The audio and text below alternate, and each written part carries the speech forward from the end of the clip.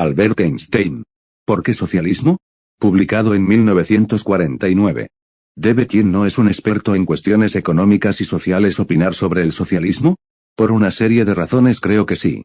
Permítasenos primero considerar la cuestión desde el punto de vista del conocimiento científico. Puede parecer que no hay diferencias metodológicas esenciales entre la astronomía y la economía. Los científicos en ambos campos procuran descubrir leyes de aceptabilidad general para un grupo circunscrito de fenómenos para hacer la interconexión de estos fenómenos tan claramente comprensible como sea posible. Pero en realidad estas diferencias metodológicas existen. El descubrimiento de leyes generales en el campo de la economía es difícil porque la observación de fenómenos económicos es afectada a menudo por muchos factores que son difícilmente evaluables por separado. Además, la experiencia que se ha acumulado desde el principio del llamado periodo civilizado de la historia humana, como es bien sabido, ha sido influida y limitada en gran parte por causas que no son de ninguna manera exclusivamente económicas en su origen.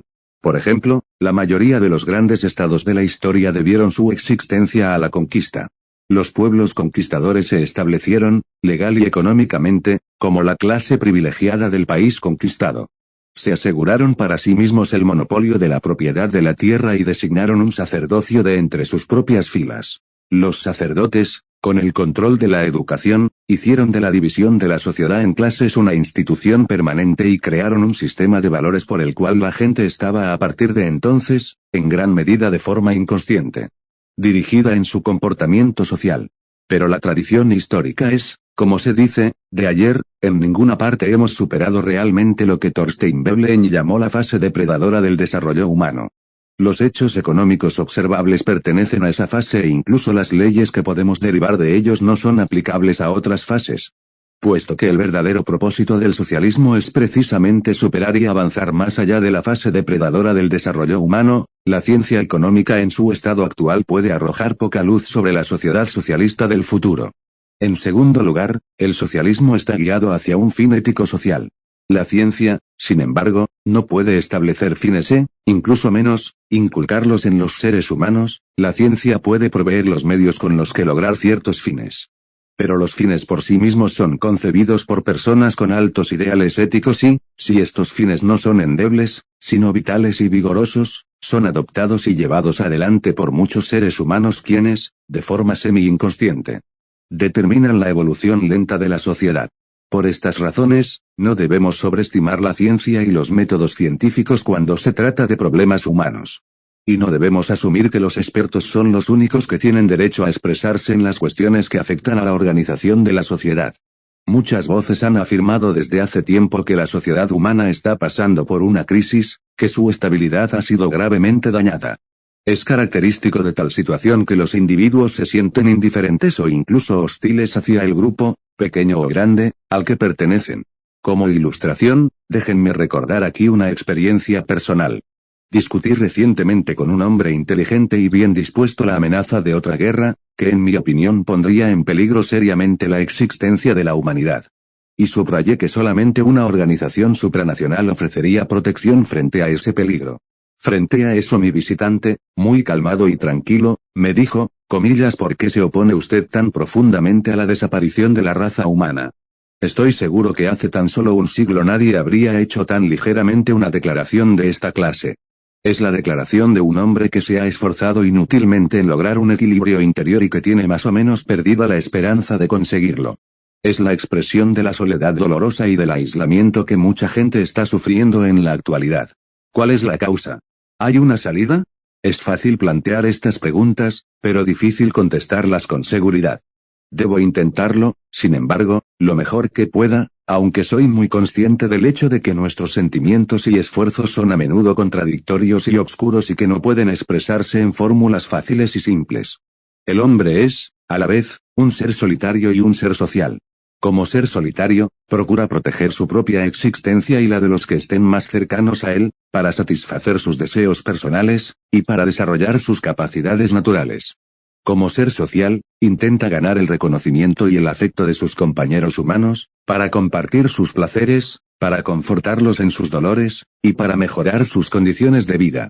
Solamente la existencia de estos diferentes, y frecuentemente contradictorios objetivos por el carácter especial del hombre, y su combinación específica determina el grado con el cual un individuo puede alcanzar un equilibrio interno y puede contribuir al bienestar de la sociedad. Es muy posible que la fuerza relativa de estas dos pulsiones esté, en lo fundamental, fijada hereditariamente. Pero la personalidad que finalmente emerge está determinada en gran parte por el ambiente en el cual un hombre se encuentra durante su desarrollo, por la estructura de la sociedad en la que crece, por la tradición de esa sociedad, y por su valoración de los tipos particulares de comportamiento. El concepto abstracto sociedad significa para el ser humano individual la suma total de sus relaciones directas e indirectas con sus contemporáneos y con todas las personas de generaciones anteriores. El individuo puede pensar, sentirse, esforzarse, y trabajar por sí mismo, pero él depende tanto de la sociedad en su existencia física, intelectual, y emocional que es imposible concebirlo, o entenderlo, fuera del marco de la sociedad. Es la sociedad la que provee al hombre de alimento, hogar, herramientas de trabajo, lenguaje, formas de pensamiento, y la mayoría del contenido de su pensamiento. Su vida es posible por el trabajo y las realizaciones de los muchos millones en el pasado y en el presente que se ocultan detrás de la pequeña palabra sociedad. Es evidente, por lo tanto, que la dependencia del individuo de la sociedad es un hecho que no puede ser suprimido, exactamente como en el caso de las hormigas y de las abejas.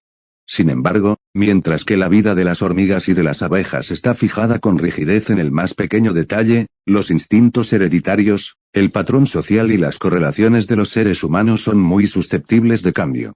La memoria, la capacidad de hacer combinaciones, el regalo de la comunicación oral ha hecho posible progresos entre los seres humanos que son dictados por necesidades biológicas. Tales progresos se manifiestan en tradiciones, instituciones, y organizaciones, en la literatura, en las realizaciones científicas e ingenieriles, en las obras de arte. Esto explica que, en cierto sentido, el hombre puede influir en su vida y que puede jugar un papel en este proceso el pensamiento consciente y los deseos. El hombre adquiere en el nacimiento, de forma hereditaria, una constitución biológica que debemos considerar fija e inalterable, incluyendo los impulsos naturales que son característicos de la especie humana. Además, durante su vida, adquiere una constitución cultural que adopta de la sociedad con la comunicación y a través de muchas otras clases de influencia. Es esta constitución cultural la que, con el paso del tiempo, puede cambiar y la que determina en un grado muy importante la relación entre el individuo y la sociedad como la antropología moderna nos ha enseñado.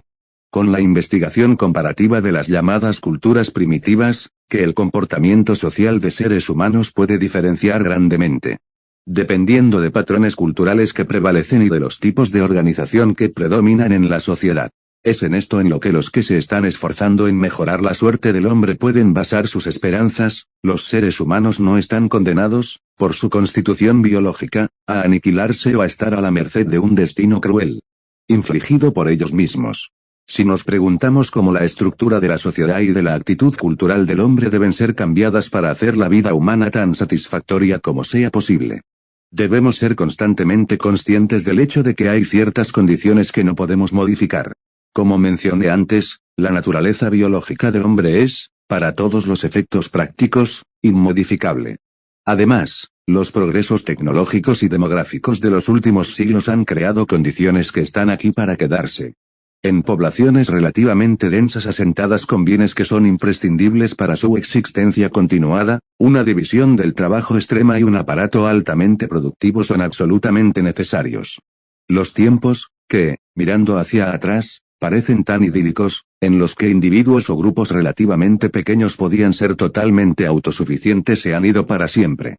Es solo una leve exageración decir que la humanidad ahora constituye incluso una comunidad planetaria de producción y consumo.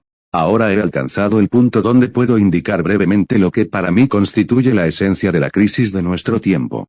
Se refiere a la relación del individuo con la sociedad. El individuo es más consciente que nunca de su dependencia de sociedad.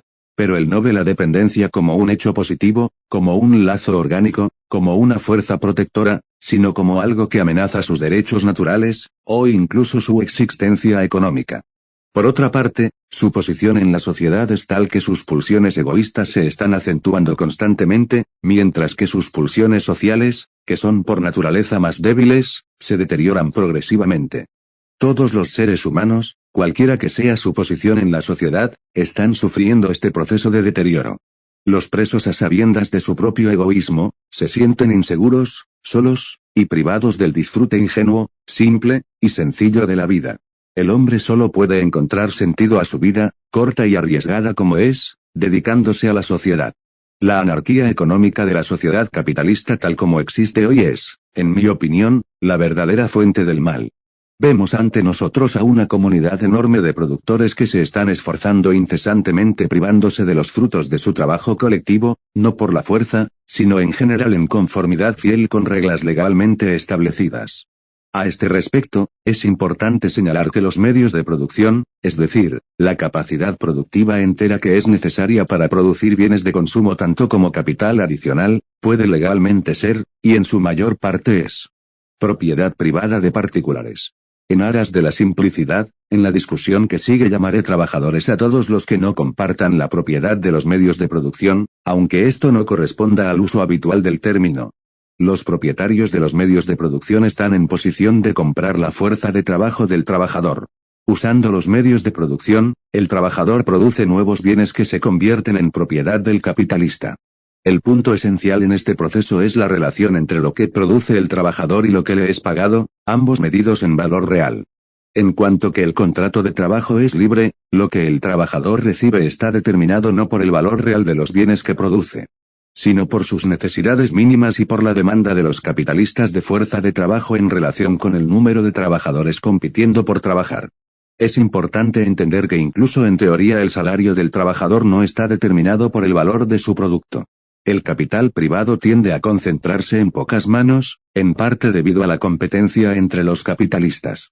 Y en parte porque el desarrollo tecnológico y el aumento de la división del trabajo animan la formación de unidades de producción más grandes a expensas de las más pequeñas. El resultado de este proceso es una oligarquía del capital privado cuyo enorme poder no se puede controlar con eficacia incluso en una sociedad organizada políticamente de forma democrática. Esto es así porque los miembros de los cuerpos legislativos son seleccionados por los partidos políticos, financiados en gran parte o influidos de otra manera por los capitalistas privados quienes, para todos los propósitos prácticos, separan al electorado de la legislatura. La consecuencia es que los representantes del pueblo de hecho no protegen suficientemente los intereses de los grupos no privilegiados de la población. Por otra parte, bajo las condiciones existentes, los capitalistas privados inevitablemente controlan, directamente o indirectamente, las fuentes principales de información, prensa, radio, educación. Es así extremadamente difícil, y de hecho en la mayoría de los casos absolutamente imposible, para el ciudadano individual obtener conclusiones objetivas y hacer un uso inteligente de sus derechos políticos. La situación que prevalece en una economía basada en la propiedad privada del capital está así caracterizada en lo principal, primero. Los medios de la producción, capital, son poseídos de forma privada y los propietarios disponen de ellos como lo consideran oportuno. En segundo lugar, el contrato de trabajo es libre. Por supuesto, no existe una sociedad capitalista pura en este sentido. En particular, debe notarse que los trabajadores, a través de luchas políticas largas y amargas, han tenido éxito en asegurar una forma algo mejorada de contrato de trabajo libre para ciertas categorías de trabajadores. Pero tomada en su conjunto, la economía actual no se diferencia mucho de capitalismo puro. La producción está orientada hacia el beneficio, no hacia el uso. No está garantizado que todos los que tienen capacidad y quieran trabajar puedan encontrar empleo, existe casi siempre un ejército de parados. El trabajador está constantemente atemorizado con perder su trabajo. Desde que parados y trabajadores mal pagados no proporcionan un mercado rentable, la producción de los bienes de consumo está restringida, y la consecuencia es una gran privación. El progreso tecnológico produce con frecuencia más desempleo en vez de facilitar la carga del trabajo para todos.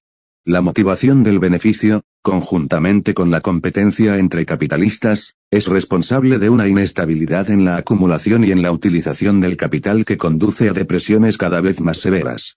La competencia ilimitada conduce a un desperdicio enorme de trabajo, y a ese amputar la conciencia social de los individuos que mencioné antes.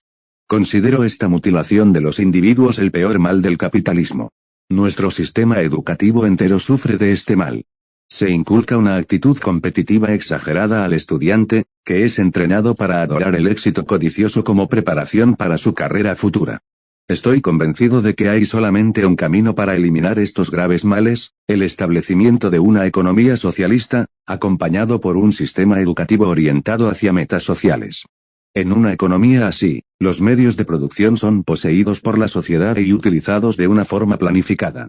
Una economía planificada que ajuste la producción a las necesidades de la comunidad, distribuiría el trabajo a realizar entre todos los capacitados para trabajar y garantizaría un sustento a cada hombre, mujer, y niño. La educación del individuo, además de promover sus propias capacidades naturales, procuraría desarrollar en él un sentido de la responsabilidad para sus compañeros hombres en lugar de la glorificación del poder y del éxito que se da en nuestra sociedad actual. Sin embargo, es necesario recordar que una economía planificada no es todavía socialismo. Una economía planificada puede estar acompañada de la completa esclavitud del individuo. La realización del socialismo requiere solucionar algunos problemas sociopolíticos extremadamente difíciles, como es posible, con una centralización de gran envergadura del poder político y económico. Evitar que la burocracia llegue a ser todopoderosa y arrogante. ¿Cómo pueden estar protegidos los derechos del